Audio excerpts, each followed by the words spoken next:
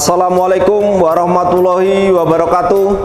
Kami segenap keluarga besar Rumah Sakit Tingkat 4 Abdul Rais Patah Tanjung Selor mengucapkan selamat menunaikan ibadah puasa 1445 Hijriah. Mari manfaatkan bulan penuh ampunan sebaik mungkin. Marhaban ya Ramadan. Mohon maaf lahir dan batin. Wassalamualaikum warahmatullahi wabarakatuh.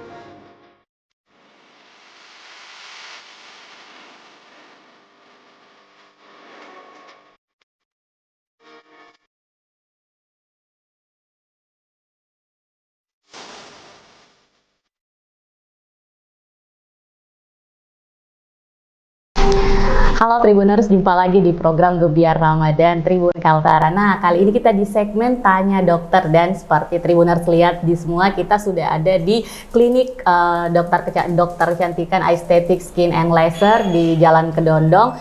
Wah, luar biasa sekali ini, kita bisa lihat vibes kliniknya sangat-sangat estetik seperti dengan namanya.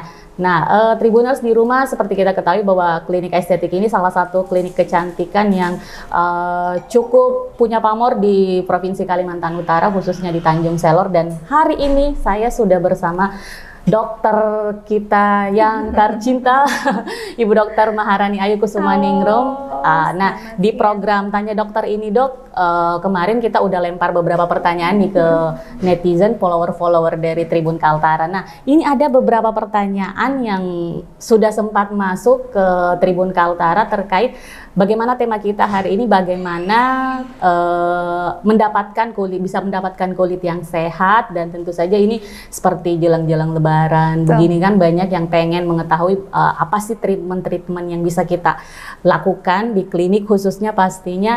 Nah, ini saya mungkin akan langsung nih, Dok, untuk pertanyaan pertama yang masuk dari salah satu follower kita nih. Katanya skincare dengan kandungan bahan aktif apa sih yang paling efektif ngilangin PAA ya, post inflammatory erythema ya, Dok ya, atau bekas jerawat yang menghitam sekaligus mencegah tanda-tanda penuaan. Nah, itu mungkin bisa dijelaskan secara teknisnya dokter juga seperti apa.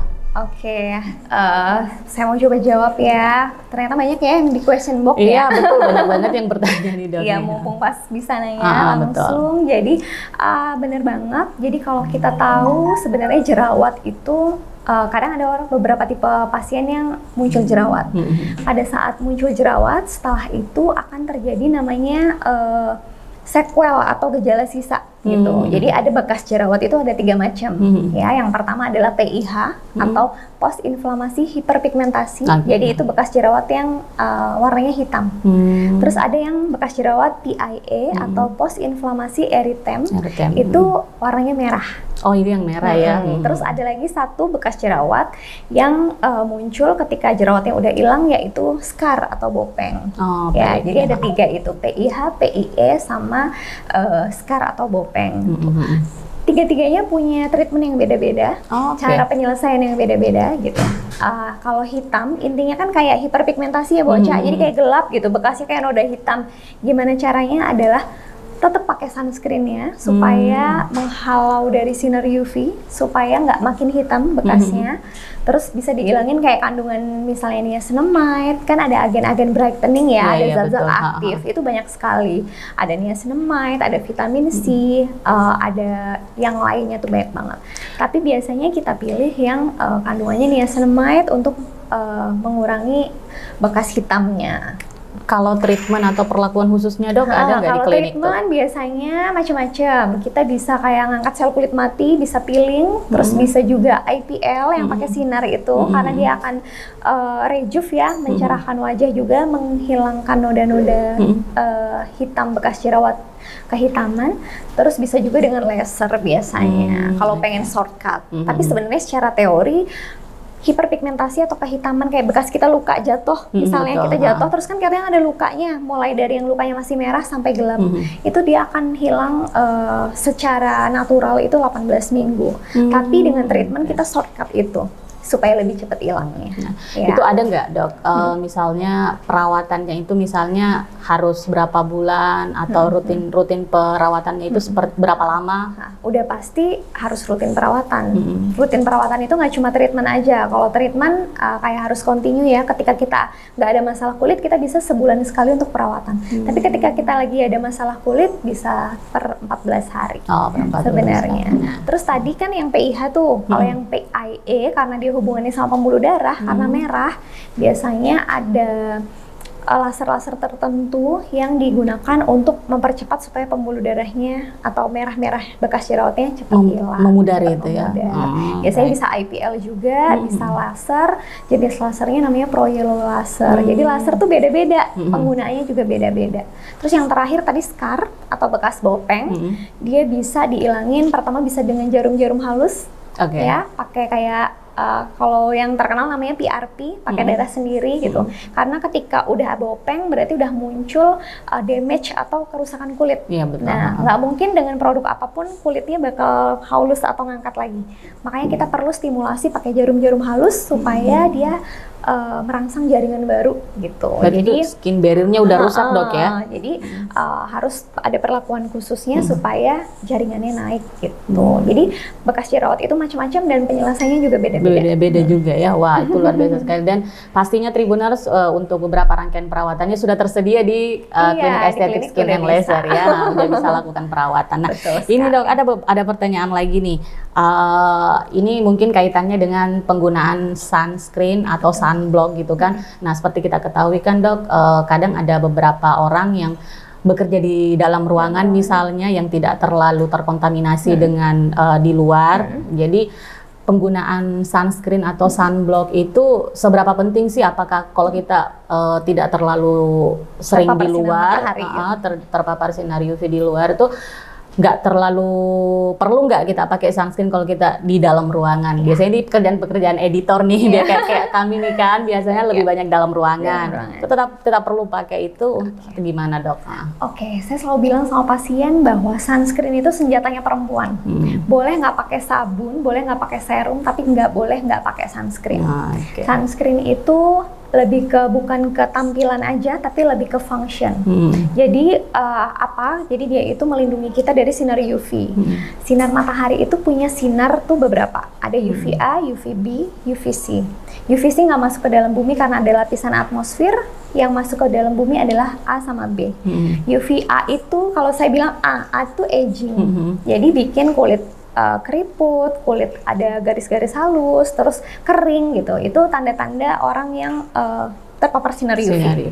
Terus sinar UVB akumulasinya akan bikin burning atau bikin flek atau yang bikin hiperpigmentasi, yang flek-flek ibu-ibu yang berpulau-pulau gitu, itu karena akumulasi terpapar sinar UV gitu. Nah, kabar buruknya sinar UV ini masuk lewat kaca jendela rumah kita, lewat atap rumah kita juga gitu. Jadi nggak ada jaminan yang kalau kita nggak pakai sunscreen akan terlindungi karena kita di dalam ruangan kok ruangannya juga AC kayak gini gitu. Ya, ber-AC ternyata sinar UV-nya tetap masuk lewat atap rumah. Jadi even kita di dalam rumah, even kita di luar ruangan gitu, kerjanya di ruang AC tetap pakai sunscreen. Perlindungannya itu ya dok ya? Perlindungannya, karena sunscreen itu ngeblok UVA dan UVB, jadi terus sunscreen itu dipakainya juga harus diulang, karena ketahanannya biasanya 3-4 jam. Jadi pagi sebelum kita kerja, misalnya kerjanya jam 7, jam 7 kurang 15 kita udah pakai sunscreen. Sunscreen fungsinya coverage, jadi dia akan menghalau sinar-sinar yang berbahaya buat kulit. Terus akhirnya dia akan bekerja 3-4 jam, jadi kita di dalam ruangan masih tercover, tapi jam 12 siang ketahanan sunscreennya, efektivitasnya udah hilang.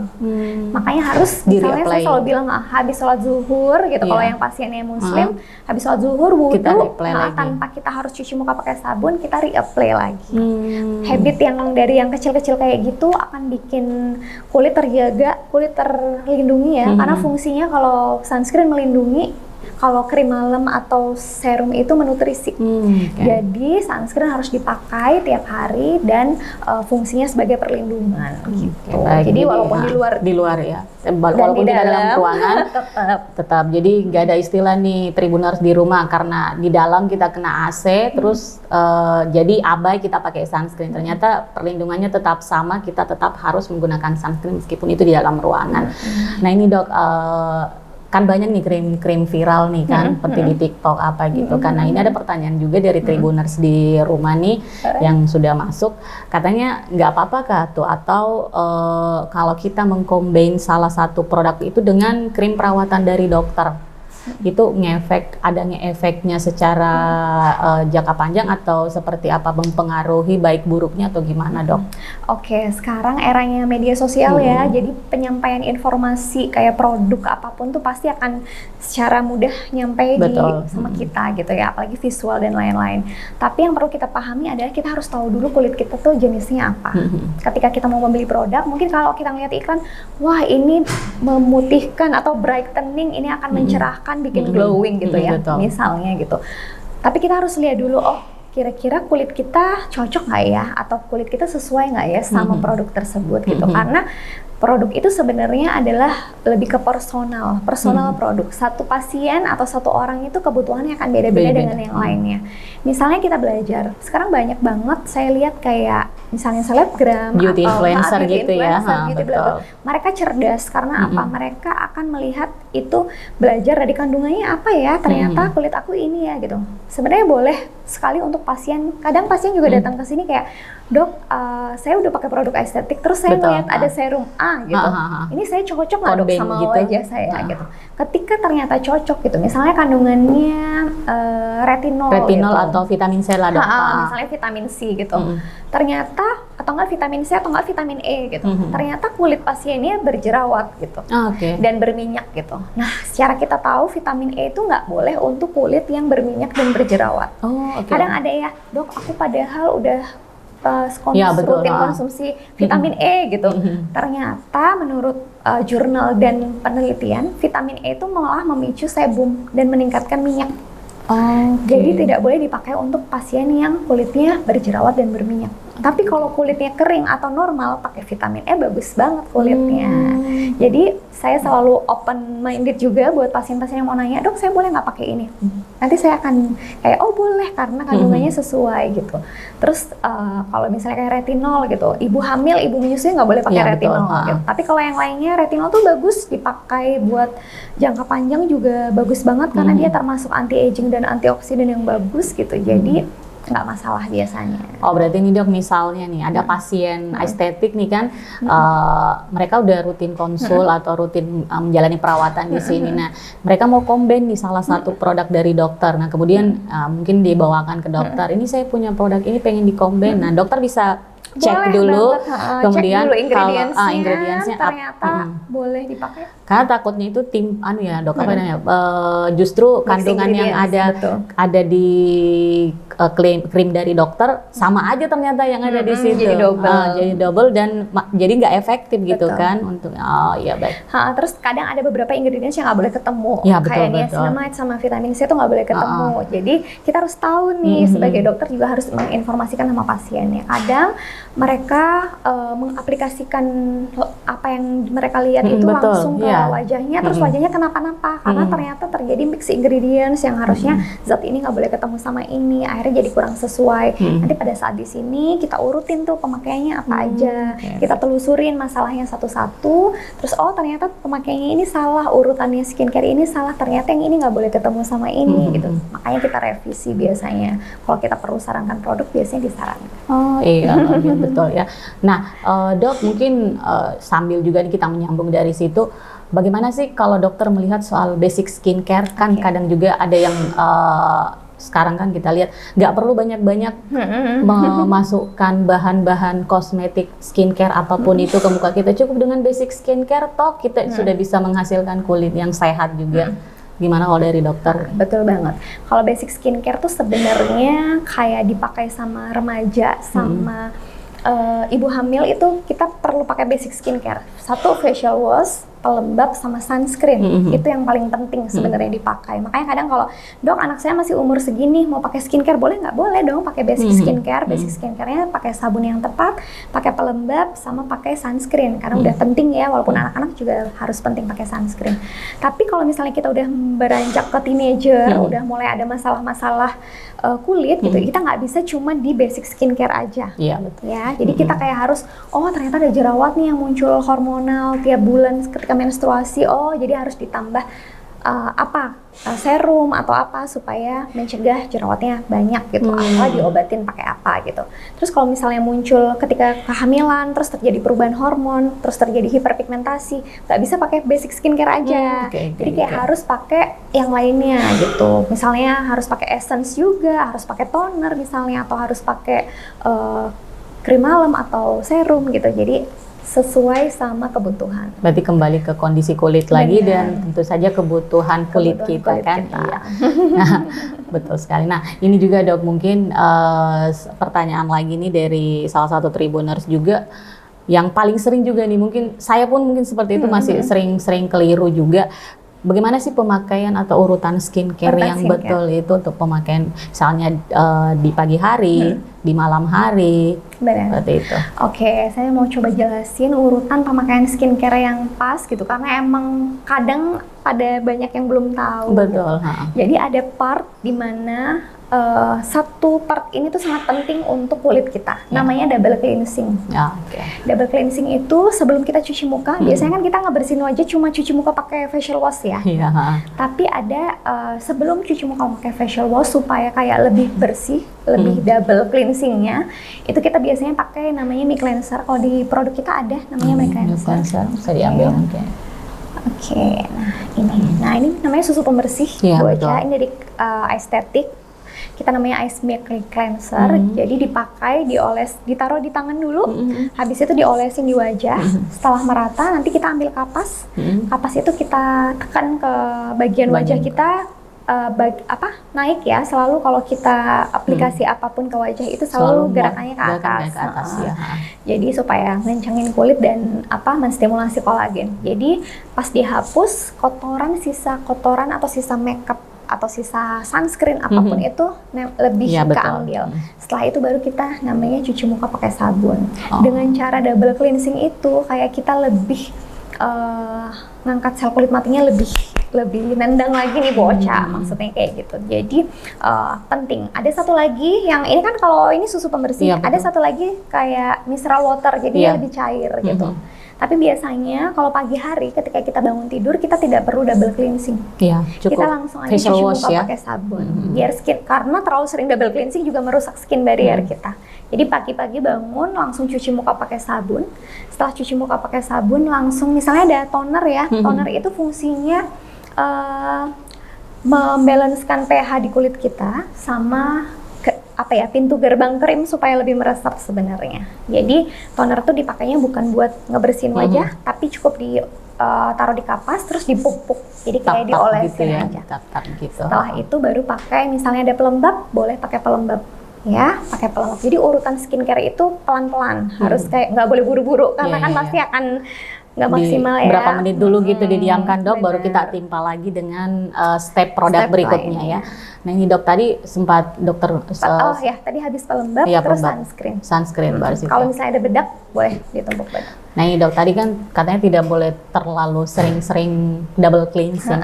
Nah bagaimana kondisi misalnya nih kita yang bekerja kan, biasanya kan kita setelah sholat duhur itu kan otomatis kita double cleansing dulu nih kalau mau sholat duhur nih biar kosmetiknya itu bisa hilang terus kita berwudu. Nah setelah itu kan kita kembali kita kembali touch up nih kan, misalnya pakai kosmetik lagi. Nah itu abis itu sholat asar nanti itu gimana dong nih? Kita jadi double cleansing lagi nih dong. Kalau untuk yang bermakeup Harus memang ya. Memang harus berulang-ulang. Tapi kan itu kondisinya emang ngebersihin makeup. Betul. Jadinya relate banget gitu loh. Maksudnya sesuai sama tujuannya karena akan membersihkan makeup itu gitu. Tapi ketika bangun tidur kan malamnya udah ini ya, udah bersih, jadi nggak perlu. Udah cukup facial wash aja ya. Tapi yang paling penting adalah double cleansing dilakukan ketika sore, ketika kita seharian beraktivitas dengan makeup atau dengan sunscreen yang udah nempel di kulit. Sore hari kita langsung pulang tuh langsung double cleansing, langsung cuci muka, mandi boleh. Terus malam sebelum tidur, sebelum kita step skincare yang selanjutnya adalah kita double cleansing lagi, cuci muka, terus habis itu pakai toner. Terus pakai serum biasanya kalau malam, baru pakai krim. Jadi kalau kita ingat-ingat urutan skincare itu mulai dari yang liquid dulu ke yang padat. Jadi kadang kan, kok banyak banget ya ini lupa gitu. Kita langsung ingat-ingat aja, mulai dari yang cair dulu, cair-cair dulu, ke yang lebih kental, baru ke yang lebih krim. Misalnya ini Bocha, kita langsung dapat ini ya, ada toner, terus ada krim, ada serum, terus lupa tadi tuh apotekernya di klinik ngomongnya gimana ya gitu. Saya sendiri juga kadang sering bingung tuh dokter. Ini kalau ditanya serum itu siang apa malam ya? Kuncinya itu kalau serum malam katanya gitu kan. Jadi kita langsung ingat konsepnya aja. Mulai dari yang cair dulu. Habis itu yang lebih liquid lagi berarti serum dulu. Yang lebih padat berarti krimnya yang terakhir. Oke. Nah, berarti kalau misalnya di pagi hari memang ada beberapa memang yang kita tidak perlu memakai itu, di malam hari justru itu untuk menutrisi dipakai misalnya kayak serum itu tadi ya dok. Karena prinsipnya pagi hari itu hanya melindungi aja sama biasanya tampilan ya kalau ada makeupnya. Tapi kalau malam adalah biasanya lebih banyak karena nutrisi-nutrisinya dimasukkan ketika malam hari, ketika kita mau istirahat.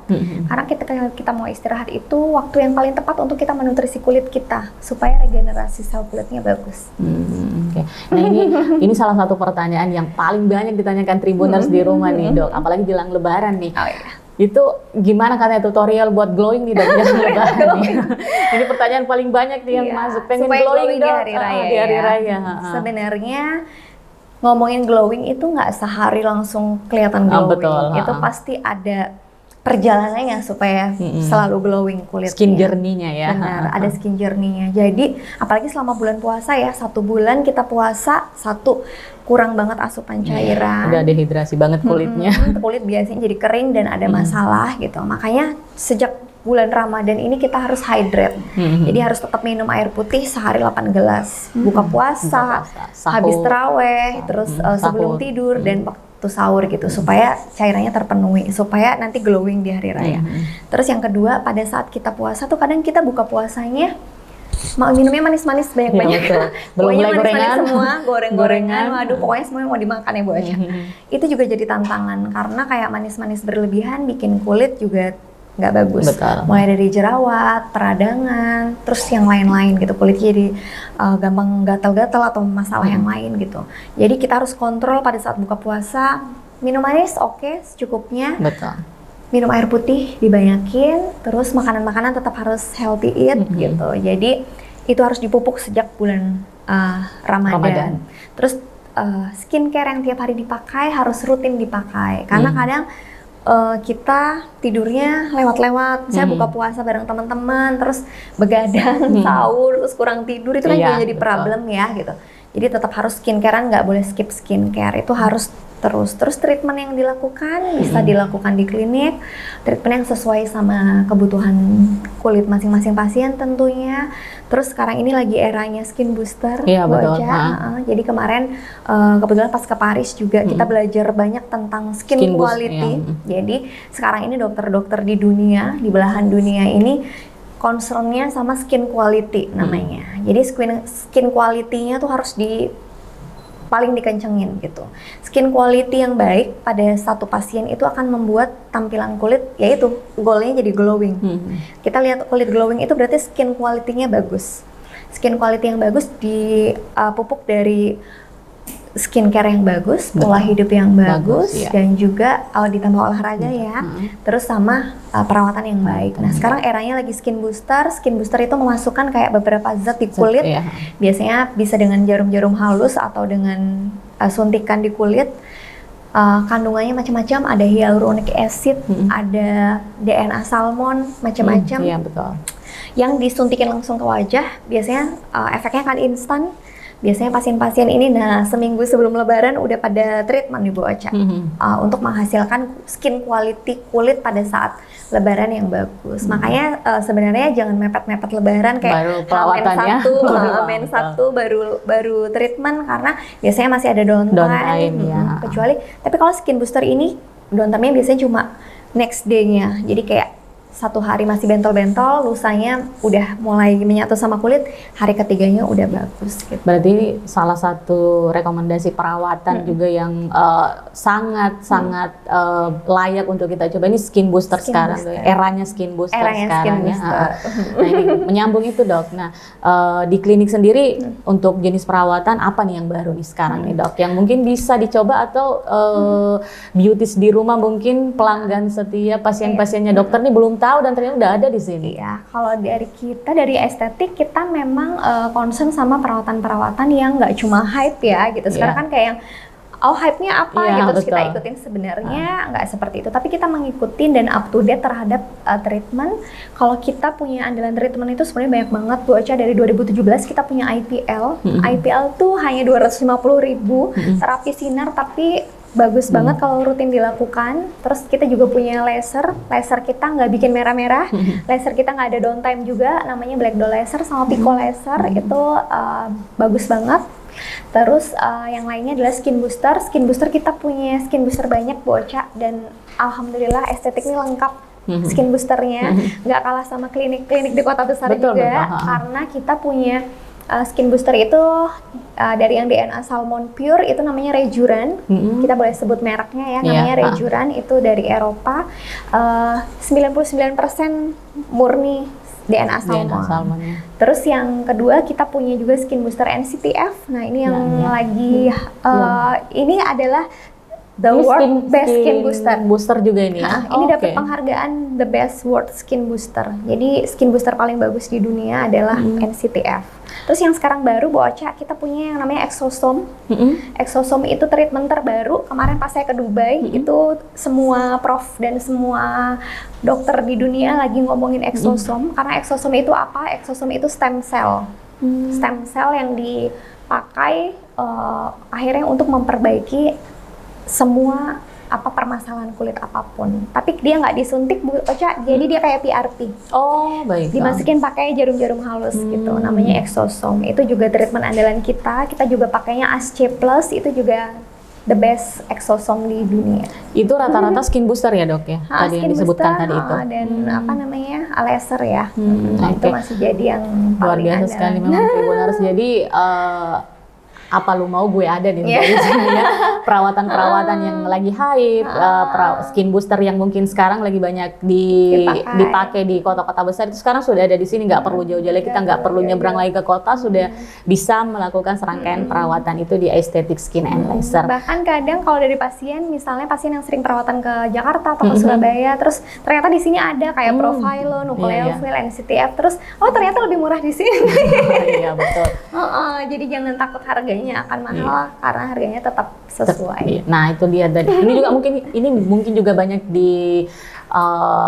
khawatirkan sih dong. Agak worry itu kan beberapa orang yang pengen perawatan itu kadang maju mundurnya juga itu dari segi harga dong. Karena kan biasanya mikir kalau kita udah masuk ke klinik kecantikan itu pasti udah stigmanya itu pricey. Padahal kan rangkaian perawatan itu juga bergantung pada kondisi kulit kita, dan seperti dokter tadi udah bilang tidak semahal itu kok. Gitu.